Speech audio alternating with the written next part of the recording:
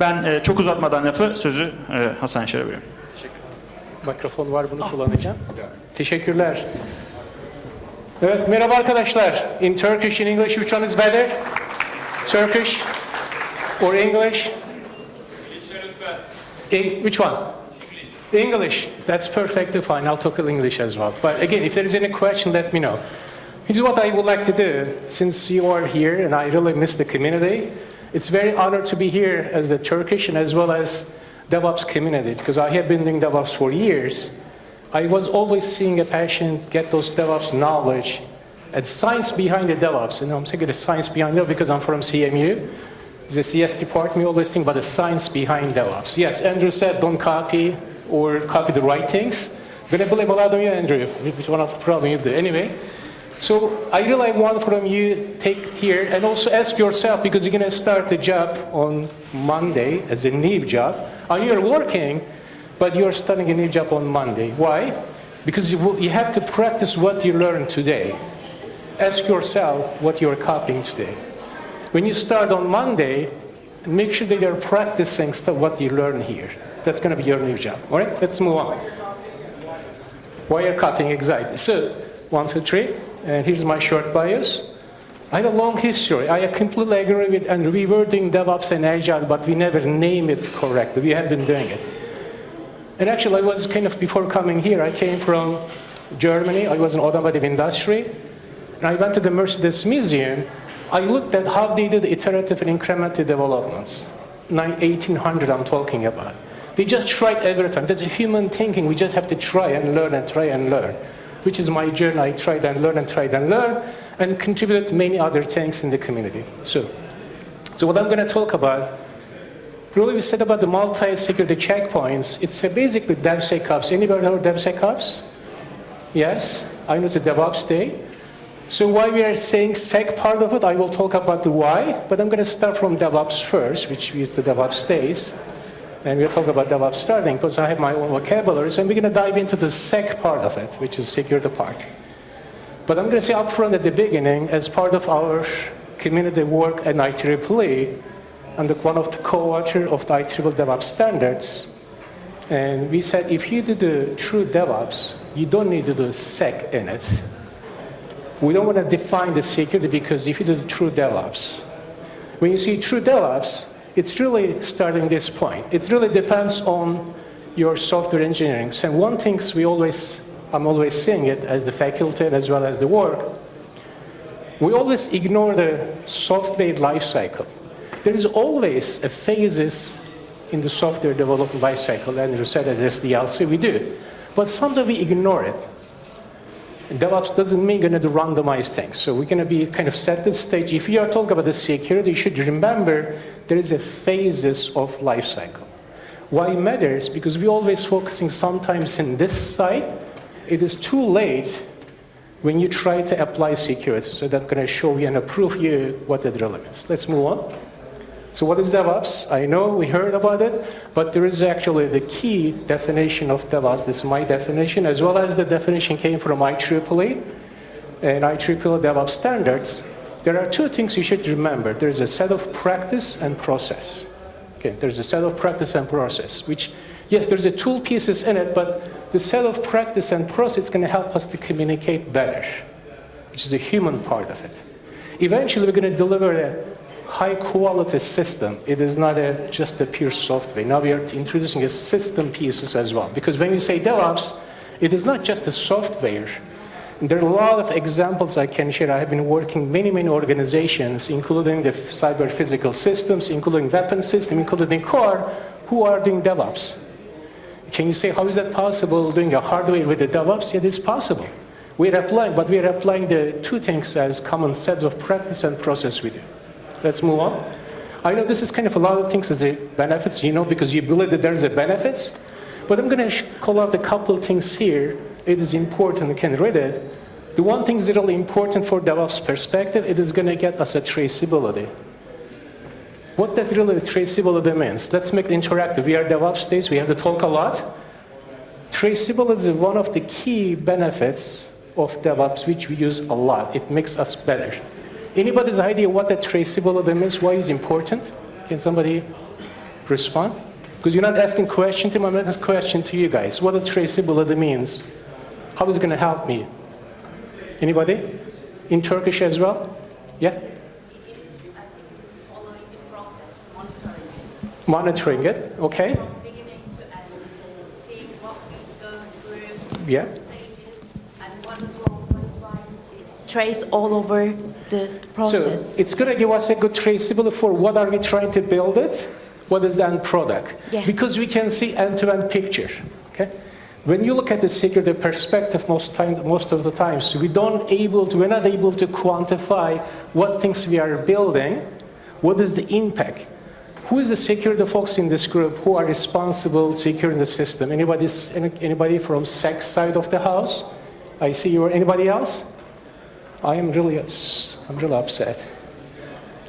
Why? Because everybody's kind of, actually that's a true statement, because statistically, we have 100 developers, we have one security person. We have almost more than 100 people, we have only one SEC person. The reason we have, well, first, we are not able to quantify what the security means. We are not able to say what does the impact means, because we are not able to trace it. But if you use a true DevOps, it's going to give you traceabilities. It's going to give you the value. And Andrew said a few times, what does the value means? We are trying to build up a product. The product should have a value. Value should have a security part of it, and she is able to define what is my existence. But what typically happens, remember the software lifecycle I shared at the beginning? We always keep the value once something happens. If there's a breach, if somebody took our data, if somebody sues us, and they're saying, oops, we have a problem, because we're not able to quantify at the beginning. So let's move on. So a couple other things as the purpose of DevOps. It's going to build up more secure and safer. Now we are getting a lot of terminologies as safer. Now we see security is impacting our life. Again, just a quick story came from automotive industry. Most of the cars are software-defined vehicle right now. We are trying to go to new car, get a new cars, and has those software features in it. It's affecting our safety.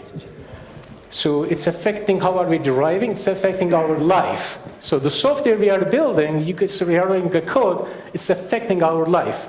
Financially, health-wise, and as well as driving, it's in our life. So it's actually security became more about a safety problem now.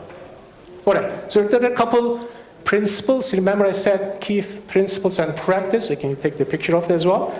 There are 4 fundamental principles we should think about. DevOps is not the random things we will do. DevOps is not just go fast and fail fast. We have to go fast, build fast, but we have to learn fast. Okay? We don't want to fail while we are driving the car. We don't want to fail while in the hospital. We're not going to fail while we are working the business. That's the wrong assumption. We have to go fast, but we have to learn, okay? So based on those 4 principles, let's dive into a couple other principles, and we're going to dive into the SEC part of it. So now we talk about a lot of CI/CD. I hear so much CI/CD term as a continuous integration, continuous delivery. That's not a DevOps either. It's one of the practice areas, okay? If you hear just a CI was exist. We built up a software. I remember that we were doing this continuous integration 4 years ago. But having it just a CI, it is not DevOps. You need a deployment. You need to have an end-to-end picture. You need to remember for the full life cycle. So there's another thing I would like to clarify. There is a 2 definition of D as a deliver and deployments. Another kind of either mid or confused terms. We have to do continuous delivery a lot. That's what we're going to learn, fail fast, and learn fast. So we have to do delivery. Deployment, it goes into the end user, it goes directly to the production environment automatically. Yes, we have to learn from the deployment perspective, but as the community, we have to learn how we deliver. Every time, every integration, then we can learn, which is fail fast, learn fast. That's important, you should remember that. You're going to try, learn, and improve. Another one about the collaboration, which is the SEC comes in the picture. When we build up the software, we are not just a developer anymore. Do we have any compliance or auditor in this room who are approving the software as auditor? Anybody from bank industry, from finance, right? Who is authorizing, who is approving your software in bank? Do you have an authorizer, like approve your software? Kim sizin software'inizi kabul ediyor? Anladım ama kim kabul ediyor? İşte bizim PR'larımızı onaylayanları mı söylüyorsunuz? Evet, onaylayan. Release Change Advisory Board, Release Approval. Daha önceden işte çalışan kişiler ve bu işte şeyleri eğitimleri alan kişiler onaylıyor. İşte deneyimi olan kişiler onaylıyor. So when we build up the software, we have other stakeholders. It's not just the dev. A dev is just becoming a code. We don't want to be a code monkey. I'll get honest with you, because code monkey is just writing the code. Now, when we look at the ChatGPT or AI generated, there's another statistics. As last year up to that point, 42% of code was built by AI in GitHub environment. More than 40% of code. So if you are just focusing on the code, that's not just the software life. We have to think about other stakeholders. And especially for the sec part of it, we should be in our collaboration pieces, goes back to Andrew's point as well. We have to communicate and collaborate. So let's take all other principles as infrastructure, as a code. This is kind of infrastructure pieces. I mean, I'm hearing a lot of platform engineering concept. It's a terminologies, but end of the day, you're going to build up infrastructure as the code software. You can write it. But one thing you should think about in this picture, it is not just the code that we write. We have to think about other artifacts together. Okay? If you're going to achieve the traceabilities at the beginning, how are we going to achieve traceabilities? You have to write the code as everything. Okay? If you write your requirements as a code and then blend together, if something happens in production environment, how much you are able to quickly respond to those problems. DevOps is not just build fast, deploy it and forget it. No. We don't want to deploy it fast, put it in an environment, and then we don't care anymore. No. Especially secure the world, you should be very responsive for any type of event, any type of changes. So last things about the continuous integration is you can integrate the code. Again, we were doing integrating for years. As I built up a lot of software for F-16s when I started in the early days in Havelsan. Anybody from Havelsan? Yeah? Okay, well, they're calling the software company, right. So I started my job at Havelsan. I was building a lot of F-16 flight integration software. We did the integration, but when we did the integration, now we are doing extra preparation for our code, which is adding a IEEE. And I put the documentation here. Why? Because documentation is our code. We're not going to create a PowerPoint or the Word documents. When we write the code, code should have documentation together. When we respond any outage, anybody was responding any security problems or code fixing? Who's happy with code fixing? Are you happy to fix the code? No? You don't want it in the war room, right? Like the manager is calling you, hey, come on, there's a problem, go fix the code. How much time you spend your time fixing code versus writing a new code? Did you ask a question yourself? How much you do the rework of the code? Another question I'm going to ask you, think about that. When you look at the code, do you remember anything what you wrote a month ago? Anybody remember? You don't.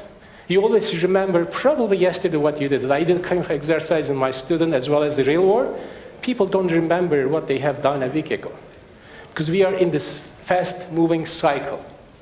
So now when we say documentation, we have to think about that. Again, there is if you look at Agile principles, in Agile we have 4 tenets, 12 principles. If you look at the 4 tenets, we are saying over documentation, over working software. It's not saying we have to drop everything, okay? We have to do documentation, but should be part of the code. We can integrate it and deploy into the environments. And we already discussed the deliveries. So now we're going to talk about the platform. I need a platform to build up my system, build up my software. Another thing is the takeaway here. When I build up the platform, everything has to be integrated. If you think about the code should be the repositories that you put it, but everything has to be integrated because we would like to talk. We would like to get together. We would like to discuss. We would like to learn from each other.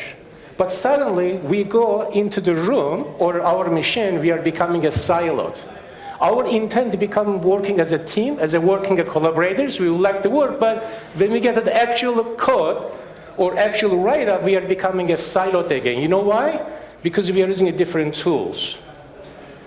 As a developer, you would like to use IDEs like Visual Studio Code, right? VS Code, maybe you're using it. When you write the code and your manager is becoming approval, and what they're asking reports. They're asking from you to generate the report. Because they're not able to go back to the Jira system or a ticketing system, get any reports automatically. We are actually, the tool are siloed, it's not integrated. If you're in a situation, ask the vendor how much I can integrate the tools to speed up the performance, speed up automation. Has to be integrated. Every tool should be integrated. When it's integrated, like if I'm writing a repository in the commit, it has to go to my case management system. I should be able to find that. I should be able to find the reports automatic. Should be all together. Okay.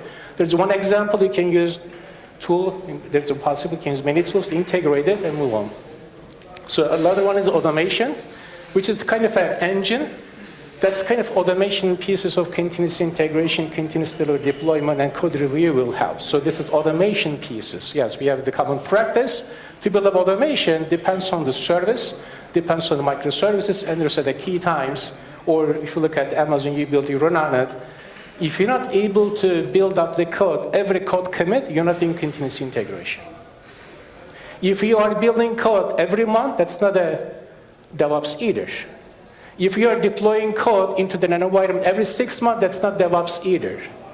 So what is the purpose? You have to go quickly, integrate it, build it, and test it. When you do the automation, you have to have a small size of the work to make it integration, to automate it. So you intend to go fast, but your architecture is monolithic. You cannot automate it. You cannot test automatically. So you should have build-up. Who does the Agile practice in your daily routines? Like Agile, you know? Can I see the hand?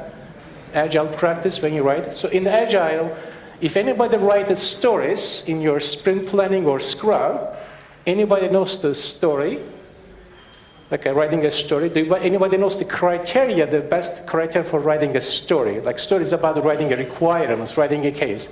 Anybody knows the criteria for story? This is a bonus question. What's the criteria? Can you say? I mean, when a new feature request or new feature once we want to deploy the production, it has some acceptance criteria like security. Okay, we have acceptance criteria. Yes. What else? Acceptance criteria, and I mean to-dos.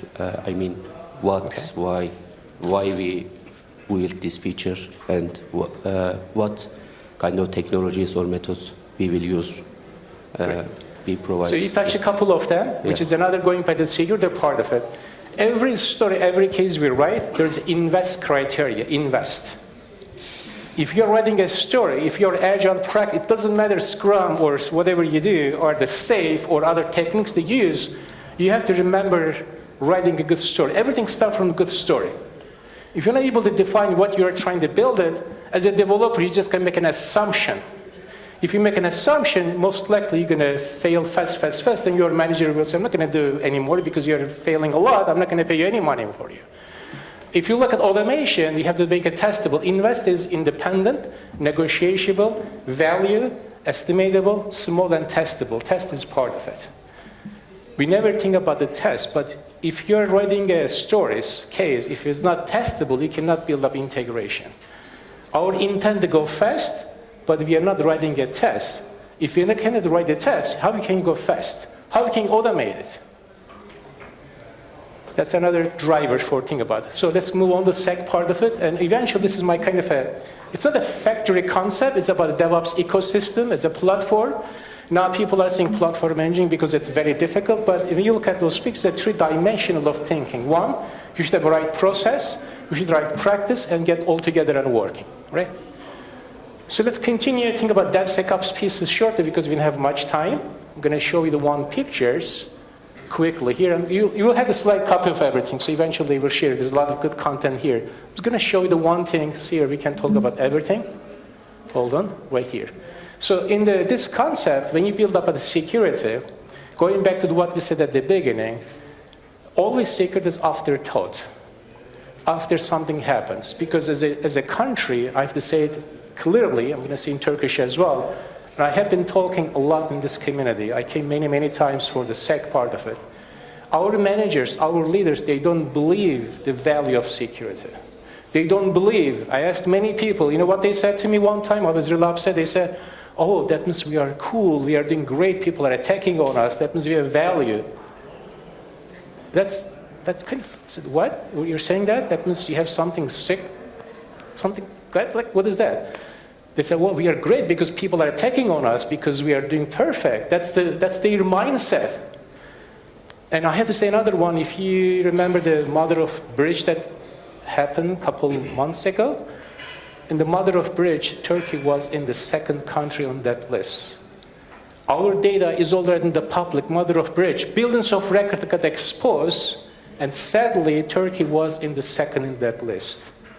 That means our data is already in the black market. Our lives get affected. So when you talk about the security perspective, it's everybody's job. It's not her job only that she's sitting here as a SEC.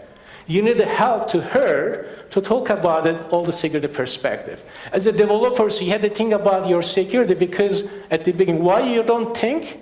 Because you don't believe, or you don't have enough time. That's probably the second one is most true, because you would like to build up a secure software, but your manager says you are a team manager or a dev lead, you say just get done quick. You don't have enough time to, because you do a lot of rework, because you do the catch-up work.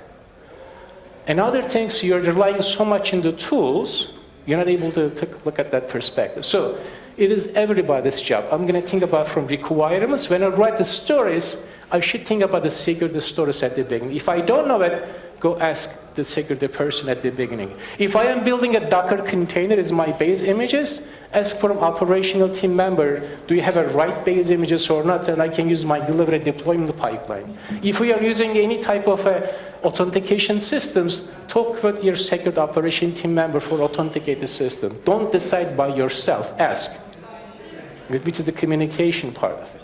That's what you learn. You have to learn on the job. If you're using the static analysis tool, anybody using static analysis tools? Can I see the hand? Static analysis? That's code checking. Did you look at the result of the code checking static analysis tools? Are you able to understand everything? Because all the static analysts are giving you a scaring the world, but they're not giving you how to solve, how to fix it. It's a learning pieces. Last things I have to say, as the kind of a sad part of it, as the school and even the CMU, we don't teach security in the undergrad level. We don't teach. Why? Because the living things keep changing. It's very hard to teach everything at the beginning. So you have to learn while you're writing. You have to learn what matters to you as a security perspective. Ask. So it's everybody's job. As long as we think of everybody's job, we can fix that problem. There's multi-security check we can do. We can do the right requirements. We can do right design. We can do threat modeling. We can do static analysis. We can do dynamic analysis. If you don't do it, hacker will do anyway in the production environment. They're going to penetrate your systems if you don't do it. But if something happens, we have to go back and fix quickly. The quick part is important. Anybody remember like MTT, the MTTR? Mean time to detect, mean time to recovery. So we have to think about all these things when you write in the code, and then you should be ready to respond. One of the benefits of DevOps, be responsive as quick as possible. Response as quick as possible. If you don't respond, and your system already hacked, and your data is already in the market, and you're going to pay the penalty. Time is assets. It doesn't matter all the components are known or not. So I'm going to show one more slide and then finish up. There is a software bill of material which is going to take it. Anybody knows software bill of materials? Which is going to ruin the world. It's coming very, very badly. This is basically the 95% of the code is getting attacked more. So I'm going to show you one slide. You have a copy of it here. This is really interesting. We are writing the code, but we don't know about it. We just know the tip of the iceberg. As an engineer, we like to copy and paste from Stack Overflow. You do every day. Now we're using a ChatGPT. Great, fantastic, it's going to write the code. It's becoming a college party. You don't know other components. It is going to hit us very, very badly because we like to go fast. We would like to build so fast. Eventually, we're going to fail. So I'm going to show one thing here, the last slide, then finish up the rest. Okay? So you need to think about life cycle of bill of materials, every phases. As a developer, you write the code, when you are getting any libraries from anywhere else as a library, like a Docker-based images, or a framework, AngularJS, or Java, or JSS, or Node.js, whatever you do, please let her know about it. Please, because it's important to know your background about your depends libraries. Because what the hacker will do, hacker will take a look at those libraries, they just Google it, find out the specific vulnerabilities, they can attack on your system. If something happens, your job is on the horizon, you have a new job next week, if you don't do it, honestly. I see a lot of patterns already happening. If something goes wrong, you will be blamed as a developers. You will blame as a security person. That's what the manager is thinking. Because they see a value at the end. They're supposed to do at the beginning, but they don't. If something happens, you get fired. A lot of stories I can share with you that how people's life got ruined because they never think about the security. That's it. So here's my favorite topic. Everything is code. Everything is code, okay? You can take the picture, and Andrew said as well, everything is code. We're writing code, but please write a secure code. And here's my contact info, and I'm here. Let's talk about it. Let's connect. I have a lot of write-ups and blog posts and webinars. Let me connect and talk about it. This is a community. We are together in this journey. What you do, what you work, it's affecting my life. It's affecting your friend's life. It's affecting our family. Let's build up a secure software all together. That's my last word. Thanks, everyone.